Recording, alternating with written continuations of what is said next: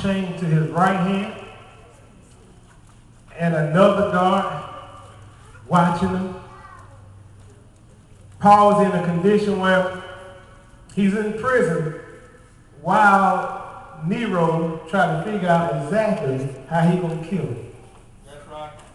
Paul, in this condition, chained to a guard 24 hours every day for 4 years. When he went to sleep, he was chained to a man. When he woke up, he was still chained to a man. And the guards got this swap out every 4 hours, but 24 hours a day, Paul was chained. Why? Because he was doing the will of God. Paul was telling people about Jesus. Look, y'all need to know about Jesus. I know that we understood things in a different way, but Jesus is what we need to know. And because Paul was trying to get people to know Jesus, he ended up in this condition. How many of y'all could keep your hope? How many of you could keep your head up high and understand that God is still God if you had to spend every day chained to a man? Come on. Just think about it. That don't even work. But he wrote this letter to the Philippian church while he was in these bonds. And Paul said, look with me, Philippians 3. He begins talking about if anybody can brag on being a good person, if anybody can brag on being close to God, he could brag.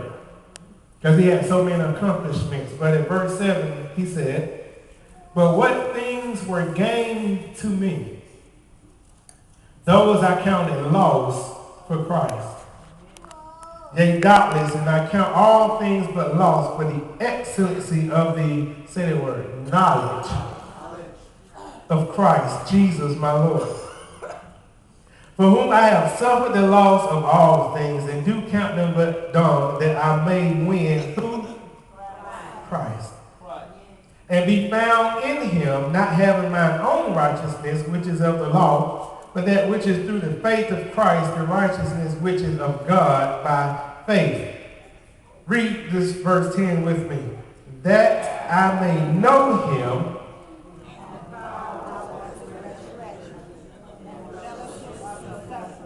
being made conformable unto his death, that I may know him. That I may know him. Somebody shout that out. I need to know him. I need to know him. I need to know him, to know him, to know God. Paul said he knew what his mission was.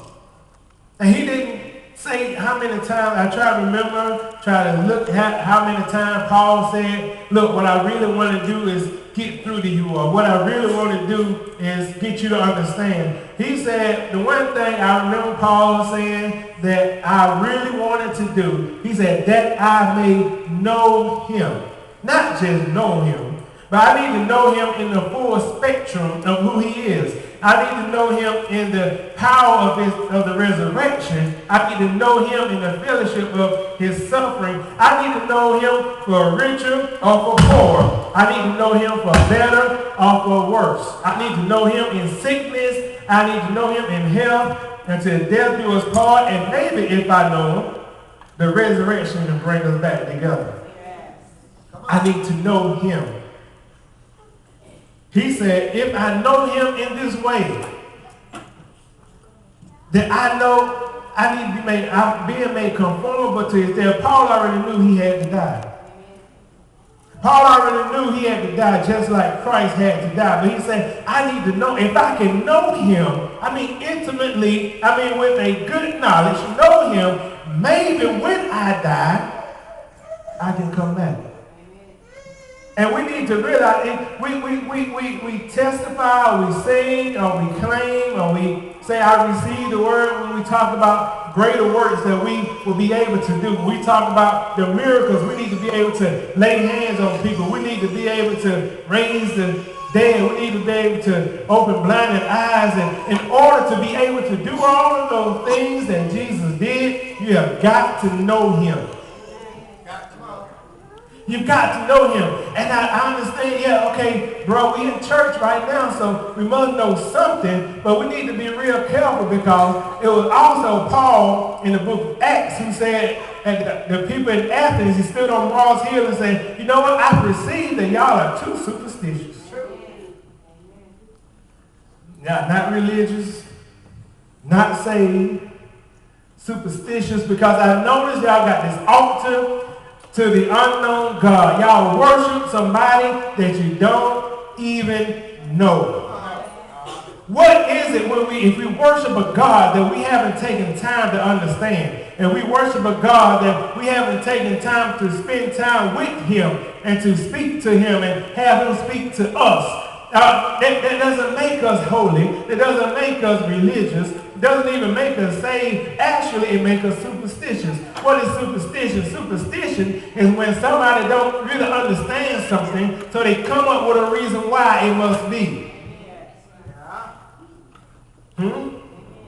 I got paint on my head. Oh, okay, I guess it was bad luck to walk up the ladder while this man painted. Superstition. Things seem to go better when I have these socks on. So I guess I wear these socks when I got this job interview, or I wear these socks when I got the big game because these got to be my lucky socks. Penny on heads, you better pick it up. Penny on tails, leave it down there. Superstition, and these are things that we laugh at, but they were real to somebody at one time. There's some things that we do now, 20 years from now, folks gonna laugh at, but it was real to us at the time. And a lot of things that we do that we call spiritual is not really spiritual, but just superstitious, because it wasn't God that told us to do it. It wasn't God that instructed us to do it, but it was us trying to figure out what God must like. It's us trying to figure out, it's a sad thing. What would my relationship be like with my wife if she always trying to figure out what I want, and if I always try to figure out what she wants? And so I just do things because I figure she would like it. She does things because she figure I would like it. Is that a way to maximize our relationship? You know what's going to happen? We're going to look up one day and say, you know what, who is you?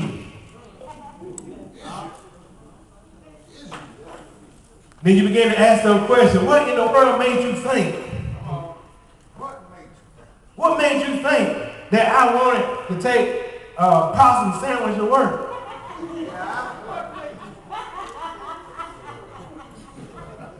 When I heard you talking about this, and I thought maybe if you... No, ask me. Do I want a possum sandwich? No, I don't want no possum sandwich. I want no coon sandwich, no squirrel, nuggets, nothing. And it's funny and it's exaggerated, but it's the same thing. That is exactly what our relationship with God looks like. We begin to have a righteousness that is not his righteousness, but it is our righteousness because it's based on what we figure he wants. Yes. And let me tell you something about God. God ain't like your wife. He don't play hard to get. God ain't like your husband. He's not hard to understand. Because God has made himself available to us. God is saying, all you got to do, you want wisdom? Ask. You need direction? Ask. Because he said, I'm standing right there at the door of your heart. I'm saying, I'm right here. Here I am. But you run and you search. You run from preacher to preacher, from prophet to prophet. Give me a word. God saying, I was at your house before you left. God said, I have already placed everything you need at home.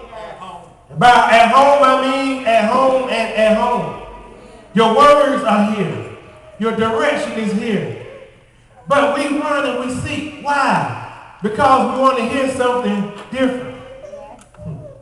We want to hear something that's going to tickle our ears. But God says, I have already given you what you need. The word says, God, when he gives you a task to do, he will also give you the skill and the knowledge and the wisdom to do it. How many have God told you to do something? But you just can't figure out how to get it done. Well, you're supposed to already know. Because he has given it to you already. That I may know him. That I may know him. We need to make sure he has set the table. He has made the reservation. He got the man playing the violin. He waiting for you just to come and sit down at the table with him. And so y'all can have this conversation. You can say, well, God, what kind of things do you like? Do you like walking